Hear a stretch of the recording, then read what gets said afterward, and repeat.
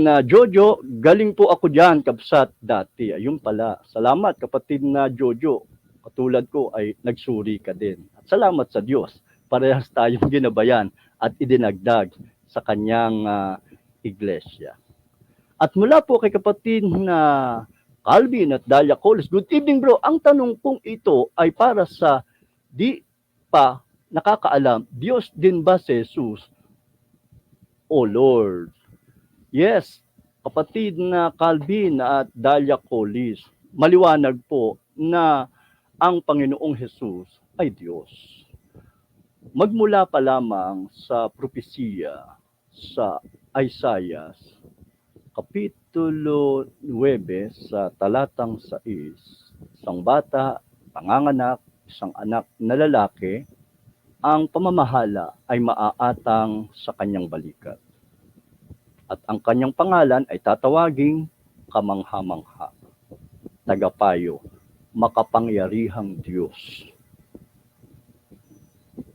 Walang hanggang Ama, Pangulo ng Kapayapaan. Kaya mula pa lamang sa propesiya, pinatutunayan na word for word na ang batang ipanganganak na ito ay malinaw na tumutukoy kay Jesus, ang isa sa katangian ay makapangyarihang Diyos.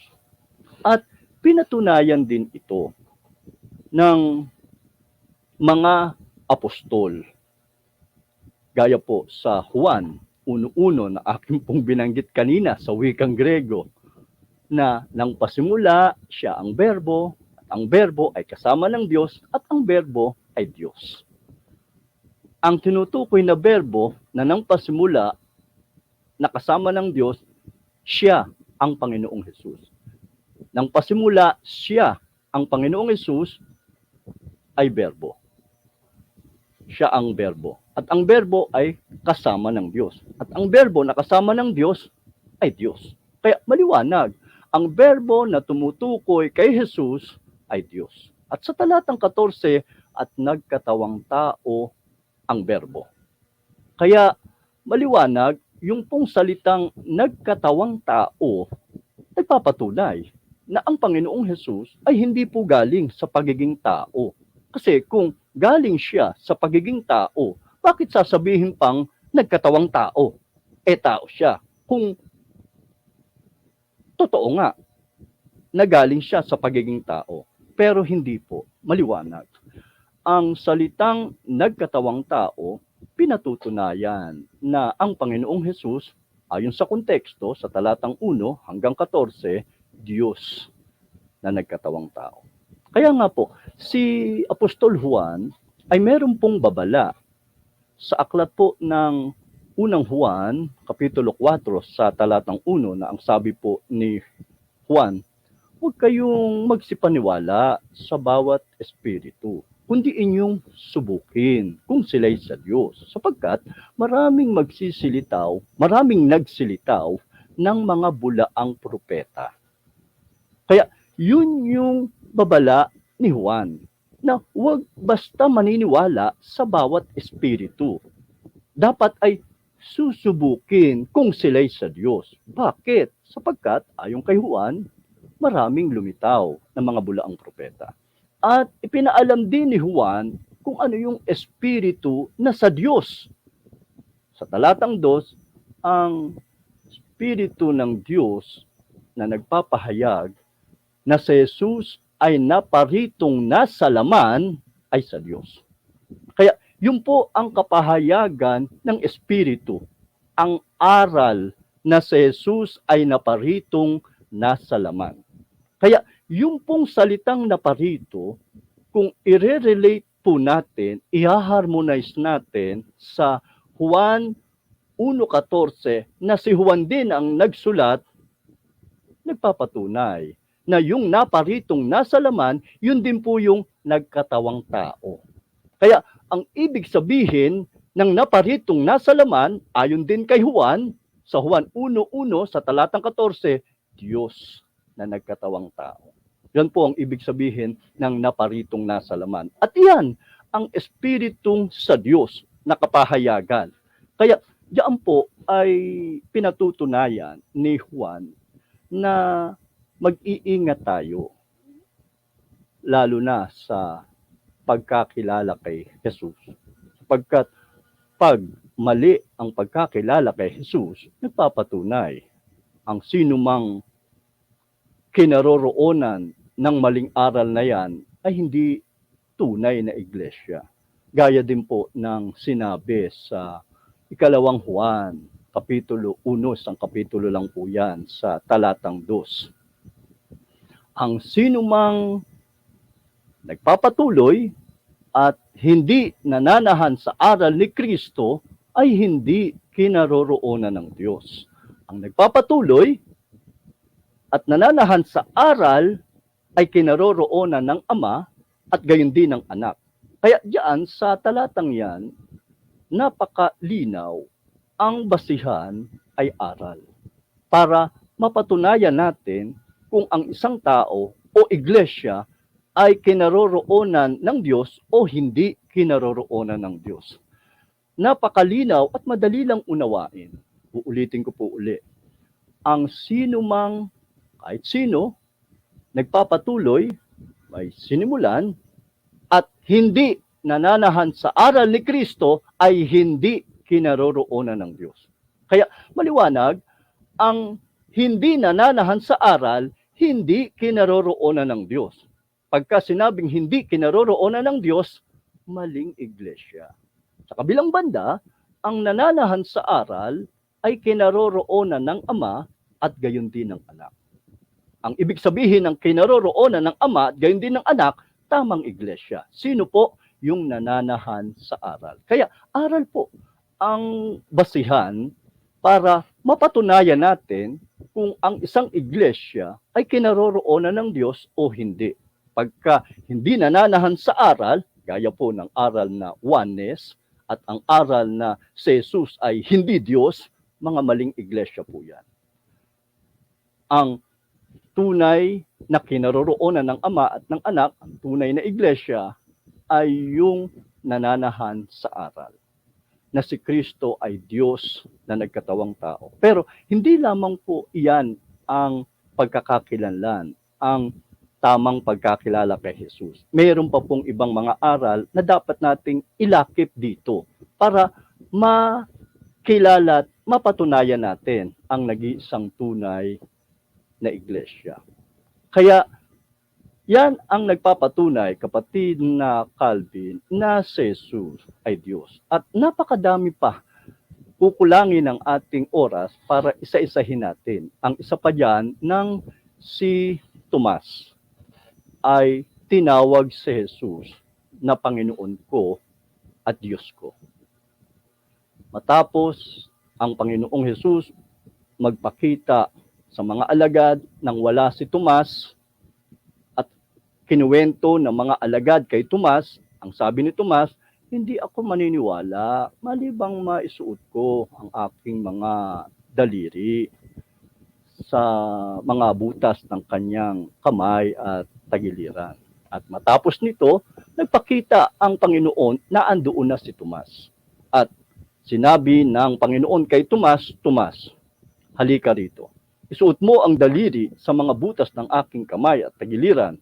Sinabi ng Panginoon, huwag kang hindi mananampalatayahin, kundi mananampalatayahin ka. At sinabi ni Tomas, tinawag niya si Jesus, Panginoon ko at Diyos ko. Mababasa niyo po yan sa Juan Kapitulo 20, magmula sa talatang 27 patuloy. At kinumpirma ng Panginoon na tama yung pagtawag ni Tomas sa kanya na Jesus, na Panginoon at Diyos, sabi ng Panginoon, sapagkat ako'y nakita mo ay sumampalataya ka, mapalad. Ang mga taong sumasampalataya kahit hindi ako nakita. Kaya tama yung pananampalataya ni Tomas. Sapagkat ako'y nakita mo ay sumampalataya ka, yun ang sabi ng Panginoon, nagpapatunay, tama yung pananampalataya ni Tomas na pagtawag kay Jesus na Panginoon at Diyos. Ang totoo, ang Ama mismo ang nagpapatunay na si Jesus ay Diyos. Gaya po ng aking binanggit sa aklat po ng Mateo 3:17, ang isang tinig na mula sa langit na ito po ay galing sa Ama, ito ang sinisinta kong anak na siya kong lubos na kinalulugdan. Mapapansin po natin na si Jesus ay tinawag na anak. Pinatutunayan ng Ama na si Jesus ay Diyos. Sapagkat ang Ama ay Diyos. Ang anak ay Diyos. Pinatutunayan ng Ama na si Jesus, nung tawagin siya na anak ng Diyos, ay Diyos. Yan po mismo ang Ama na ang nagpapatunay. At binanggit din muli yan ng Ama nang ang Panginoong Hesus ay nagbagong anyo sa Mateo Kapitulo 17 sa talatang 5. Ito ang sinisinta kong anak na siya kong lubos na kinalulugdan. Siya ang inyong pakinggan. Kaya maliwanag, yung pagtawag ng Ama kay Hesus na anak, nagpapatunay na si Jesus na tinawag na anak ay Diyos. At kung babasahin pa po natin ang Hebreo Kapitulo 1 sa talatang 2, doon po ay sinasabi na sa mga huling araw ay nagsalita sa pamamagitan ng kanyang anak na itinalagang tagapagmana na sa pamamagitan niya'y nilikha ang lahat ng mga bagay. Kaya doon pinatutunayan, ang Diyos nagsalita sa mga huling araw sa pamamagitan mismo ng kanyang anak. Diyos na nagkatawang tao. At siya, ang anak, ang itinilaga na tagapagmana ng lahat ng mga bagay. Sapagkat siya ay anak, siya ang tagapagmana. Itinilaga na tagapagmana ng lahat ng mga bagay. At sa pamamagitan niya, nilalang ang lahat ng mga bagay. Sa mga talatang iyan ay napakalinaw. Una, tinawag na anak. Patunay na siya ay Diyos. Pangalawa, siya ang itinilaga na tagapagmana. Nagpapatunay na siya ay anak kasi siya ang tagapagmana. Pangatlo, sa pamagitan niya, nilalang ang lahat ng mga bagay. Siya ang naging kasangkapan para malalang ang lahat ng mga bagay. Kaya ang Panginoong Hesus ay tagapaglikha. Siya ang kinasangkapan para malikha ang lahat ng bagay. Ang Panginoong Hesus na nung sabihin ni Juan sa 1:1 ng pasimula siya ang berbo, ang tinutukoy niya ng pasimula gaya ng paglalang. Sapagkat ng pasimula ng paglalang sa gawa o sa Genesis Kapitulo 1:27 at sinabi ng Diyos, lalangin natin ang tao ayon sa ating wangis, ayon sa ating sariling larawan. Ang Diyos po sa paglalang ay meron pong kaatin at hindi pwedeng mga anghel sapagkat ang mga anghel ay hindi naman tagapaglalang. Pinatutunayan na ang kaatin ng Diyos ay ang anak at ang Espiritu Santo. Sapagkat sa maraming mga talata din, pinatutunayan na sa pamagitan ng Espiritu, nalalang ang mga bagay. Ngunit, kasama po doon ang anak, na siya yung pasimula na berbo, na kasama na ng Diyos. At kung babasahin natin ang Juan 1:1 sa talatang 3, sinasabi doon, ang lahat ng mga bagay ay nilalang sa pamamagitan niya. At hindi malalalang ang lahat ng mga bagay kung wala siya. Kaya yung pagkakalalang ng lahat ng bagay sa pamamagitan niya ay papatunay na ang Panginoong Hesus ay Diyos. Sapagkat siya ang lumalang ng lahat ng mga bagay. Siya ang naging kasangkapan para malalang ang lahat ng mga bagay. Kaya nga si Pedro, diretsang sinabi niya yan sa Gawa, Kapitulo 3:15, pinatay ninyo ang lumikha ng buhay. Siya po talaga ang tagapaglikha. Kaya nga din po sa aklat ng Kolosas, Kapitulo 1:16-17, na ang lahat ng mga bagay nakikita, hindi nakikita, ay nilalang sa pamamagitan niya at ukol sa Kanya. Kaya lahat ng mga nilalang sa pamamagitan ni Kristo at para kay Kristo. Kasi siya nga po ang tagapagmana. Yan po yung mga talata na nagpapatunay na si Jesus ay Diyos. Kung babalikan pa nga po natin yung Juan 1:18 o 14, nagkatawang tao ang Berbo at siya ay tumahan sa gitna natin. At nakita namin ang kanyang kaluwalhatian ang gaya ng bugtong ng Ama, na puspos ng biyaya at katotohanan. Mapapansin po natin na matapos banggitin na nagkatawang tao ang Berbo, pinatutunayan na hindi galing sa pagiging tao ang Berbo, kundi siya, ayon sa konteksto, Diyos na nagkatawang tao, sabay pinatunayan pa rin ni Juan na nakita ng mga apostol ang kaluwalhatian ni Jesus, kaluwalhatiang gaya ng bugtong ng Ama. Kaya ang Panginoong Jesus, siya yung bugtong ng Ama. Kung ano yung kaluwalhatian ng Ama, yun din yung kaluwalhatian ng Anak, puspos ng biyaya at katotohanan. Kaya napakalinaw pong mga nasusulat at pananalita na nagpapatunay na siya ay Diyos. Kung dadagdagan pa po natin ang Kolosas 2:9, sa Kanya nananahan ang buong kapuspusan ng pagka-Diyos. Babalikan pa po natin ang Hebreo, Kapitulo 1 sa talatang 3, siya ang sinag ng kanyang kaluwalhatian, ang tunay na larawan ng kanyang pagka-Diyos. Kaya ang Panginoon, siya yung sinag ng kaluwalhatian ng Ama. Pinatutunayan kung ano yung Ama, yun din yung Anak. Sa Kanya lahat ang karakter ng pagiging Diyos. Kaya nga po sa Kolosas 1:15, siya ang larawan ng Diyos na hindi nakikita. Kaya kung ano yung anak, yun din yung ama. Sapagkat yung anak, kalarawan. Parehas sila. Nagpapatunay kung ang ama ay Diyos, ang anak ay Diyos. Yan nga po ang dahilan kung bakit gustong batuhin ng mga Hudyo ang Panginoong Jesus. Sa Juan Kapitulo 10 sa talatang 30, nang sinabi ng Panginoon, ako at ang Ama ay iisa, hindi po isang piraso. Sapagkat kung babasahin po natin sa wikang Ingles, I and my Father are plural, one. Plural po, dalawa sila. Ngunit kung saan sila iisa, ayon sa konteksto, kung pag-aaralan natin ang pangyayari, muntik batuhin ng mga Hudyo si Jesus. Ang tanong ng Panginoong Jesus, marami akong mga gawang mabubuti na ipinakita. Alin sa mga gawang ito ang ibinabato ninyo sa akin? Sumagot yung mga Hudyo, hindi dahil sa mabubuting gawa, kaya ka namin babatuhin, kundi sapagkat ikaw ay tao, nagpapakunwari kang Diyos.